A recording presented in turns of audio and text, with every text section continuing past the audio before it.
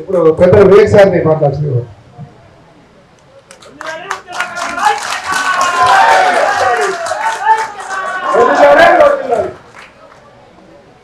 ఉద్యమకారులందరికీ కూడా పేరు పేరున నమస్కారములు.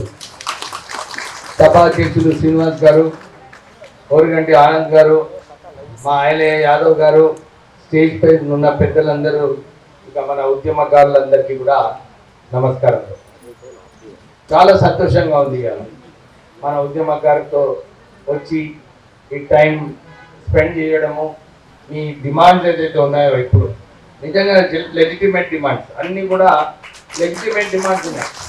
ఎందుకంటే తెలంగాణ ఉద్యమంలో అందరూ కూడా పాల్గొన్నారు. చాలా చోట్ల అన్ని కులాల మతంగా ఎవరు కూడా ఏది చూసుకోకుండా అందరికీ కూడా తెలంగాణ కావాలి, తెలంగాణ సాధించుకోవాలని చెప్పి మీరందరూ కూడా ఉద్యమంలో పాల్గొన్నారు. ఏది ఏమున్నా కానీ కొందరి దగ్గర పైసలు ఉన్నా లేకున్నా వారి సొంత పైసలు పెట్టుకొని అందరూ కూడా ఉద్యమంలో పాల్గొన్నప్పుడు కేంద్రంలో ఒక స్ట్రాంగ్ మెసేజ్ పోయింది. నిజంగానే ఇక్కడ తెలంగాణ ప్రజలందరూ కూడా తెలంగాణ కోరుకుంటున్నారని చెప్పి ఆ రోజులలో తెలంగాణ ప్రాసెస్ ఏదైతే స్టార్ట్ అయిందో, ఇప్పుడు మన ఓరుగంటి ఆనంద్ గారు చెప్పినట్టు ప్రత్యేకంగా అప్పుడు మేము కాంగ్రెస్ పార్టీలో ఉండి కాంగ్రెస్ తెలంగాణ ఎంపీస్ అందరూ కూడా నిజంగా చెప్పాలంటే కాంగ్రెస్ తెలంగాణ ఎంపీస్ అందరూ కూడా ఒక యూనిటీగా యునైటెడ్గా అందరూ కూడా ఏది ఏమి చూసుకోక లేదు మనం తెలంగాణ ప్రజల కోసం కొట్లాడాలి, మన పిల్లలందరూ కూడా ఆత్మహత్యలు చేసుకుంటున్నారు తెలంగాణ సాధనలో అని చెప్పి అందరూ కూడా ఐకమత్యంగా ఉండి అన్ని చోట్ల ఏ కార్యాచరణ అయినా కానీ పార్లమెంట్లో ధర్నా చేయడము, పార్లమెంట్ స్టెప్స్ పైన మేము నిరాదీక్ష చేసినప్పుడు చాలా మంది అనుకున్నారు, అరే ఏంటి వీళ్ళు ఈ ఎంపీలు ఇట్లా చేస్తున్నారు, పార్లమెంట్లో చేసుకోవాలి కానీ ఇక్కడ వచ్చి నిరసన తెలుపుతున్నారని చెప్పి చాలా మంది అనుకున్నారు ఆ రోజులలో. ఎందుకంటే మేము ప్రత్యేకంగా ఏదైతే తెలంగాణలో ఉద్రేకత ఉందో ఈ ఉద్రేకత ఎట్లా చూపించాలి కేంద్రానికి, ఎందుకంటే ఒక స్ట్రాంగ్ కౌంటర్ ఫోర్స్ ఉంది. ఆంధ్ర ఎంపీస్ అందరు కూడా వారు పోయి సార్ తెలంగాణ ఇస్తే తెలంగాణ నాశనం అయిపోతుంది, తెలంగాణలో ఏమి వనరులు లేవు, మీరు తెలంగాణ ఇవ్వద్దు, మేము ఉంటేనే తెలంగాణ మంచిగా ఉంటుందని చెప్పి చాలా మంది ఆంధ్ర నాయకులందరూ కూడా చెప్పడం జరిగింది. మీ అందరు తెలుసు ఆ రోజులలో తెలంగాణలో ఎక్కువ మంది ఎవరైతే ఆంధ్ర కాంట్రాక్టర్స్ ఉన్నారో వీళ్ళే అన్ని కాంట్రాక్ట్స్ వాళ్ళకే వచ్చేది, వాళ్ళే చక్రం తిప్పేది, వాళ్ళే నాయకులకు ఏం మాట్లాడాలో నేర్పించేది. అంటే ఒక కాంట్రాక్టర్ల ప్రభుత్వం అయిపోయింది. అప్పుడు వాళ్ళు కేవలము వాళ్ళ సొంత లాభాల కోసము ఈ కాంట్రాక్ట్స్ ఎట్లా ఇన్ఫ్లేటెడ్ గా కాస్ట్ చేసుకొని దీంట్లో ఎట్లా పైసలు సంపాదించుకోవాలని చెప్పి ఆనాటి కాంట్రాక్టర్స్ అందరు కూడా తెలంగాణ రావద్దు అని చెప్పి అడ్డుకోవడం జరిగింది. కానీ నాకు అప్పుడు ఆ రోజులలో తెలంగాణ ఎంపీలలో నేను కూడా అప్పుడు గులాం నబీ ఆజాద్ గారు మా ఇన్ఛార్జ్ ఉండే, వారికి ప్రత్యేకంగా ఎట్లా రెవెన్యూస్ తెలంగాణలో ఆమ్దాని ఏమున్నది, సంపాదన ఎంతున్నది, ఎంత ఖర్చు అవుతున్నది తెలంగాణ ప్రజలపైన అని చెప్పి వారికి ఒక మంచి ప్రెజెంటేషన్ ఇవ్వడం జరిగింది. ఎట్లా నీళ్ళ దోస ఉన్నది తెలంగాణ ప్రజలకు, ప్రాజెక్ట్స్ ఎందుకు తెలంగాణ ప్రాంతంలో కట్టలేదు, ఇవన్నీ కూడా ప్రెజెంటేషన్ ఇచ్చినప్పుడు గులాం నబీ ఆజాద్ గారు నాకు పక్క రూమ్లో పిలిచి, ఏంటి వివేక్ ఏ ప్రెజెంటేషన్ ఇస్తున్నావు, నువ్వు ఈ ప్రెజెంటేషన్ ఇస్తే నిజంగానే తెలంగాణ బాగుంటుంది, ఆంధ్ర నష్టపోతుంది అని చెప్పి ఆయన నాకు చెప్పడం జరిగింది. అయితే నేను చెప్పినాను సార్ ఇది ఫ్యాక్ట్స్, నేను ఏదైతే ప్రెజెంటేషన్ చేసినానో అన్నీ కూడా ఈ ఫ్యాక్ట్స్ ద్వారా సిఐఏ ఫిగర్స్ గవర్నమెంట్ ఫిగర్స్ తీసుకొని నేను ఈ ప్రెజెంటేషన్ చేయడం జరిగింది. ఎక్కడ కూడా తప్పుడు లెక్కలు లేవు, అన్ని లెక్కలు సరిగా ఉన్నాయని చెప్పి వారికి నచ్చ చెప్పడం జరిగింది. అయితే గులాం నబీ ఆజాద్ గారు అన్నారు, అరే మేము హైకమాండ్లో ఎప్పుడు చర్చించినప్పుడు మేము ఇదే అనుకున్నాము, అరే తెలంగాణ ఇస్తే తెలంగాణ ప్రజలకు న్యాయం ఉండదు అని చెప్పి మేము దీంట్లో చొరవ తీసుకోవడం లేదు. కానీ ఇప్పుడు నువ్వు ఏదైతే చెప్పినావో తెలంగాణ ప్రజల ఆకాంక్ష ఉంది, తెలంగాణ ప్రజలకు అన్యాయం అయింది, తెలంగాణ ఇస్తే బాగుంటుందని చెప్పి మీరు ఏదైతే ప్రెజెంటేషన్ ఇచ్చారో దీన్ని డెఫినెట్లీ నేను సోనియా గాంధీ గారితో మాట్లాడి రాహుల్ గాంధీ గారితో మాట్లాడి మీకు తెలంగాణ రావడానికి నేను సహకరిస్తానని చెప్పి ఆ రోజులలో గులాం నబీ ఆజాద్ గారు ఒప్పుకోవడం జరిగింది. చాలాసార్లు ఎంత ఉద్యమం చేసినప్పటికీ కూడా ఏదో ఒక అడ్డంకు వచ్చింది. నేను అప్పుడు ఆ రోజులలో టీఆర్ఎస్లో పోయి టీఆర్ఎస్లో ఉండి తెలంగాణ సాధించుకోవడానికి నేను అప్పుడు టీఆర్ఎస్లో పోవడం జరిగింది. నేను ఆ టైంలో కూడా ఎవరైతే ఆత్మహత్య చేస్తున్నారో 300 మందికి ఆ రోజులలో నేను అందరికీ ఒక్కొక్క ₹1,00,000 ఇచ్చి 3 కోట్ల రూపాయలు ఆ రోజులలో ఎవరైతే ఆత్మహత్య చేస్తున్నారో వాళ్ళందరికీ డిస్ట్రిబ్యూట్ చేయడం జరిగింది. అన్ని గ్రామాలు అంటే అన్ని డిస్ట్రిక్ట్స్ కి ఆ రోజులలో డిస్ట్రిక్ట్స్ కి పోయి మీటింగ్స్ పెట్టి అక్కడ వాళ్ళు ఎవరైతే చనిపోయినారో వాళ్ళ కుటుంబ సభ్యులను పిలిచి వాళ్ళు గౌరవించి ఈ చెక్స్ అన్ని కూడా ఆ రోజులలో ఇవ్వడం జరిగింది. అప్పుడు నేను కూడా అనిపించింది, అరే తెలంగాణ ప్రజల గొంతు ప్రజల దగ్గరికి వెళ్ళటం లేదు, మనం ఒక న్యూస్ మీడియా, ఎందుకంటే ఆ రోజులలో అన్ని ఆంధ్ర ఛానల్స్ ఉండే, కేవలం తెలంగాణ టీ న్యూస్ ఉండే, కానీ ఒక మంచి న్యూస్ ఛానల్ ఏదైతే ఆంధ్ర న్యూస్ ఛానల్ కన్నా మంచిగా ఉండాలని చెప్పి తెలంగాణ ప్రాంతంలో కూడా ఒక మంచి న్యూస్ ఛానల్ కావాలని చెప్పి ఆ రోజులలో నేను స్టార్ట్ చేయడం జరిగింది. అప్పుడు చాలా మంది అన్నారు, అరే నువ్వు బ్యాంకర్ట్ అయిపోతావు, నువ్వు రోడ్డు మీదకి వస్తావు, ఇట్లాంటి మీడియా హౌస్లో పోవద్దని చెప్పి చాలా మంది నాకు కాషన్ చేయడం జరిగింది. కానీ నాకు మా నాన్నగారు వెంకటస్వామి గారు ఏదైతే స్ఫూర్తి ఇచ్చినారో మీకు అందరు తెలుసు. 1969 ఎడ్యుకేషన్ లో వారు పోలీస్ ఫైరింగ్ లో 2 నెలలు హాస్పిటల్లో ఉన్నారు ఆ రోజులలో. అంటే వారికి ఎప్పుడు కూడా తెలంగాణ రావాలి, తెలంగాణ సాధించుకోవాలని చెప్పి ఎప్పుడు కూడా కాంగ్రెస్ వర్కింగ్ కమిటీ నుంచి ఎవ్వరు కూడా వాకౌట్ చేయలేదు. కానీ కేవలం ఏకైక వ్యక్తి అప్పుడు వెంకటస్వామి గారు తెలంగాణ గురించి వాకౌట్ చేయడం జరిగింది. చాలా మంది అప్సెట్ అయినారు, అది ఏంటిది ఇట్లా కాంగ్రెస్ వర్కింగ్ నుంచి కమిటీ నుంచి వాకౌట్ చేస్తారు.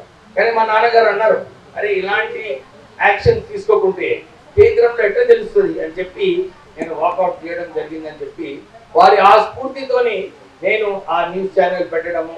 తర్వాత ఎన్ని రకాలుగా అప్పుడు కిరణ్ కుమార్ రెడ్డి ముఖ్యమంత్రి ఉన్నప్పుడు నా పైన చాలా ఇన్కమ్ ట్యాక్స్ రేడు, ఎన్ఫోర్స్మెంట్ రేడు, అన్ని రేట్లు చెప్పించినట్టు మీద ఆ రోజులలో. ఏంటి వీళ్ళు వెనుకకు పోవాలి, తెలంగాణ ఉద్యమంలో ముందు ఉండొద్దని చెప్పి ఆయన చాలా ప్రయత్నాలు చేస్తున్నాడు. కానీ ఎక్కడ కూడా కదలిక రాలేదు. లేదు తెలంగాణ సాధించుకోవాలి, కొట్లాడాలి అని చెప్పి నాకు అప్పుడు సిపి జోషి గారు ఎవరైతే రైల్వే మినిస్టర్ ఉండదో వారు ఒక మంచి సూచన ఇచ్చినారు. నాకు పొన్నం ప్రభాకర్ గారు, యాక్చువల్లీ పొన్నం ప్రభాకర్ గారు కూడా ఆనంద్ చెప్పినట్టు రావాలని చాలా ఉండే. మేము ఇద్దరం సింగరేణి గెస్ట్ హౌస్ భూమి పూజలో పాల్గొన్నాము. అయితే వారు అన్నారు, నాకు ఇప్పుడు క్యాబినెట్కి పోవాలి, చాలా కీలకమైన నిర్ణయాలు తీసుకోవాలి, ఆనంద్ గారికి చెప్పండి, నేను కూడా ఉద్యమకారునే, నేను తర్వాత మళ్ళీ ఒకసారి వాళ్ళతో ఇంకొక మీటింగ్లో అటెండ్ చేస్తానని చెప్పి వారు చెప్పన్నారు. నేను అదే మీ అందరికీ మీ దృష్టికి తీసుకొస్తున్నాను. అంటే మేము ఇద్దరం పోయి ఇంటెలిజెన్స్ ఐజీ ఎవరైతే ఈ కంట్రీ హెడ్ ఉంటుందో వారికి పోయి మేము నచ్చ చెప్పడం జరిగింది, ఎందుకు తెలంగాణ ఇవ్వాలి. ఎందుకంటే కేంద్రంలో ఎప్పుడు ఏమున్నాయి అంటే, అరే ఇక్కడ చాలా ఉద్యమాలు ఉన్నాయి, దేశంలో అన్ని చోట్ల కూడా ఉద్యమాలు ఉన్నాయి, ఇదేంటిది తెలంగాణ ఉద్యమం కూడా ఇది ఇంకొకటి అని చెప్పి వారు అక్కడ ఢిల్లీలో ఎవరైతే నిర్ణయాలు తీసుకుంటారో వారి ఆలోచన ఇటుండే. అంటే వారందరికీ కూడా మేము పోయి ఒక్కొక్క వ్యక్తికి సంజాయించి వారికి అర్థం చేపించి ఇట్లా తెలంగాణలో సమస్యలు ఎట్లా ఉన్నాయి, తెలంగాణలో బీదతనం ఏదైతే ఉందో దీన్ని దూరం చేయాలంటే తెలంగాణ సాధించుకోవాలి, తెలంగాణ నిధులు తెలంగాణ కోసమే వాడుకుంటే బాగుంటుంది, తెలంగాణ నీళ్లు ఏదైతే గోదావరిలో ఉన్నాయో అది సరిగా వాడుకుంటేనే బాగుంటుంది అని చెప్పి ఇవన్నీ కూడా నచ్చ చెప్పడం జరిగింది. తర్వాత తెలంగాణ రావడం జరిగింది. మీరు అందరు చూసినారు తెలంగాణ వచ్చిన తర్వాత.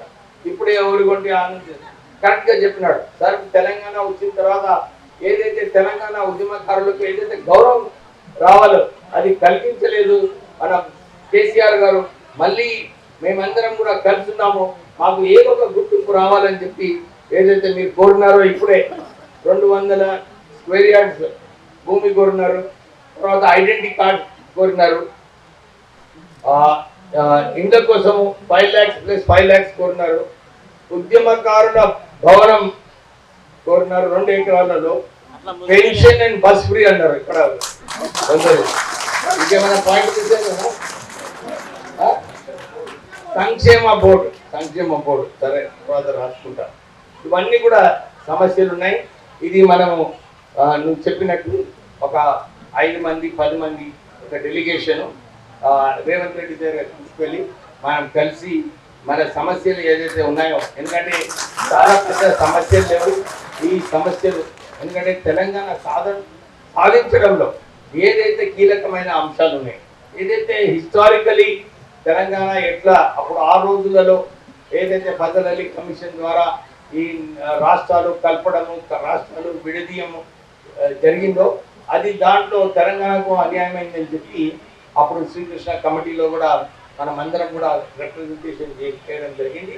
చాలామంది ఉద్యమకారులు ఏదైతే వాళ్ళు త్యాగాలు చేశారు, మేము ఎప్పుడు అనుకుంటున్నామే పాపం ఉద్యమకారులు వాళ్ళందరూ కూడా వాళ్ళ చెమట, వాళ్ళ ఏ పోలీస్ కేసులు ఉన్నా లేకున్నా మేము పోయి ఉద్యమం చేస్తాము, తెలంగాణ సాధించుకుందామని చెప్పి ఏదైతే ఉద్యమకారులు అందరూ ఉద్యమం చేస్తారో మీ అందరికీ కూడా సల్యూట్ కొడుతూ మీకు న్యాయం ఏదైతే జరగాలో మేమందరం కూడా, ఎందుకంటే ఇప్పుడు చాలామంది ఉద్యమకారులు క్యాబినెట్లో ఉన్నారు, అందరం కలిసి మనకు న్యాయం అయ్యేలా వద్దామా డిస్టర్బ్ చేసి నేను మాట్లాడుతున్నాను. ఫ్లో అమ్మా కొంచెము మీకు మా మీద భరోసా ఉండాలి, లేకుంటే అసలు ఏం కాదు. చెప్పొచ్చు చేయ మీరు చూస్తారు కేసీఆర్ ఎన్ని మాటలు ఎన్ని వాగ్దానాలు ఇచ్చింది, ఏమైనా అమలు చేసిందా? మీకు అమలు కావాలి, అమలు చేయించే బాధ్యత. అంటే మా అక్క కరెక్టే, ఇప్పటి వరకు చూసింది ఇన్నిసార్లు వాగ్దానాలు చేసింది. అందరూ వాగ్దానాలు చేసిపోతారు, మీకు ఓట్లు కావాలి పార్లమెంట్లో, మీరు దాని ముందే మీరు ఏదైనా హామీలు ఇస్తే బాగుంటుంది అని చెప్పి ఆ అక్క, ఆ పెద్దపల్లి అక్కనట మా నియోజకవర్గం. ఏమ్మా ఎవరు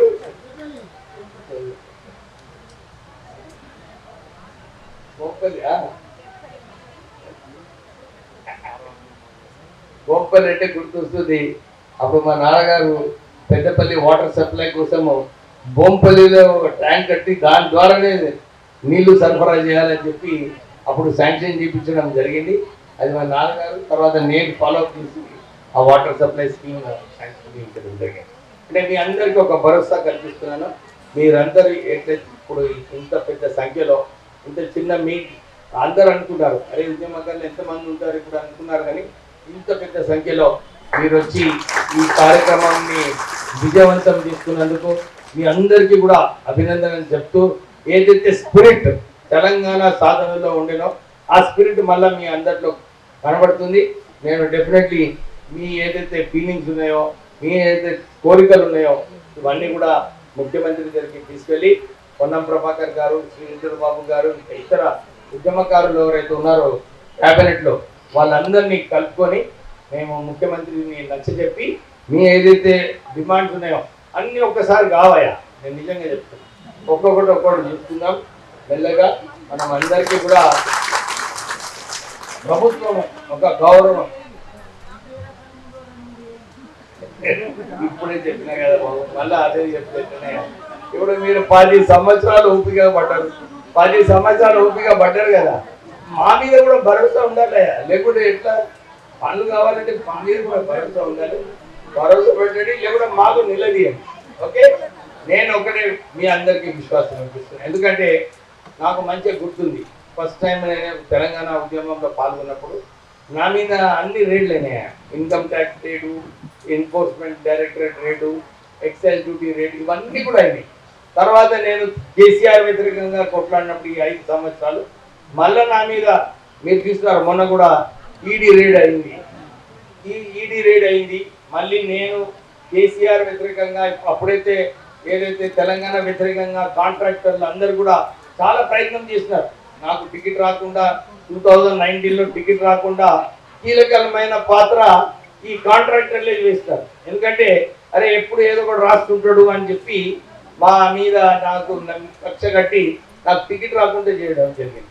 మొన్న కూడా చెన్నూరు ఎలక్షన్లలో ఇదే కాంట్రాక్టర్లు ఏదైతే రాష్ట్రాన్ని దోచుకున్నారో వీళ్ళందరూ కూడా మళ్ళీ ప్రయత్నం చేసింది, ఎట్లనైనా ఓడించాలని చెప్పి చాలా ప్రయత్నాలు జరిగినాయి, కానీ కాలేదు. ప్రజలు మన వైపు ఉన్నారు, ప్రజల ప్రేమ ఉన్నది. మళ్ళా ఎందుకంటే నేను ఈ కాంగ్రెస్లో జాయిన్ అయినప్పుడు వాళ్ళందరూ కూడా చెప్పినారు, సార్ పెద్దపల్లి పార్లమెంట్ నియోజకవర్గంలో కాకా వెంకట స్వామి టైం నుంచి మీరు కూడా పనిచేస్తున్నారు, మీరు ఓడిపోయినప్పటికీ కూడా 2 రోజులు వారానికి మీరు వచ్చి కాన్స్టిట్యున్సీలో అందరికీ సర్వీస్ చేస్తున్నారు. నేను కూడా మొన్న మల్లికార్జున స్వామి టెంపుల్ పోయినప్పుడు ఆయన యాదవ్ గుర్తు చేసుకుంటున్నాడు, సార్ మీరు ఇచ్చిన బోర్వెల్ ఇక్కడ నడుస్తుంది, మీ నాన్నగారు ఇచ్చిన రోడ్ నడుస్తుంది. అంటే పెద్దపల్లి ప్రజలలో చాలా మందికి ఒక భరోసా ఉంది కాకా కుటుంబం పైన, వీళ్ళు నిజంగా పనిచేస్తారని చెప్పి ఉన్నారు. కానీ ఈ కాంట్రాక్టర్లు ఏదైతే ప్రయత్నాలు చేస్తారో చాలా మంది చేసుకుంటారు, ఎక్కడనో ఒక అడ్డంకు పెట్టడానికి, టికెట్ రానియకుండా పార్లమెంట్లో ట్రై చేయడం, ఇవన్నీ కూడా అడ్డంకులు ఉంటాయి. కానీ ప్రజలందరూ కూడా వాళ్ళు ఎవరు మంచోళ్ళు, ఎవరు పని చేస్తారు వాళ్ళకి వారు ఓటేస్తారు. నేను మీ అందరికీ ఏదైతే ఉద్యమకారులు ఉన్నారో మీ అందరికీ మళ్ళీ ఒకసారి మీకు భరోసా ఇప్పిస్తూ మనమందరం కూడా ఐక్యంగా ఉండి, ఎందుకంటే శ్రీనివాస్ ఉన్నాడు, ఆనంద్ ఉన్నాడు, ఐలేఖ్, మీరందరూ కూడా ఎవరైతే కమిటీ సభ్యులు ఉన్నారో ఇంత యునైటెడ్గా మీరు ఏదైతే కొట్లాడుతున్నారో ఈ మా ఉద్యమకారులకు గౌరవం రావాలని మీ అందరికీ కూడా అభినందనలు చెప్తూ ముగిస్తున్నా. జై తెలంగాణ, జై హింద్. 2 నిమిషాలు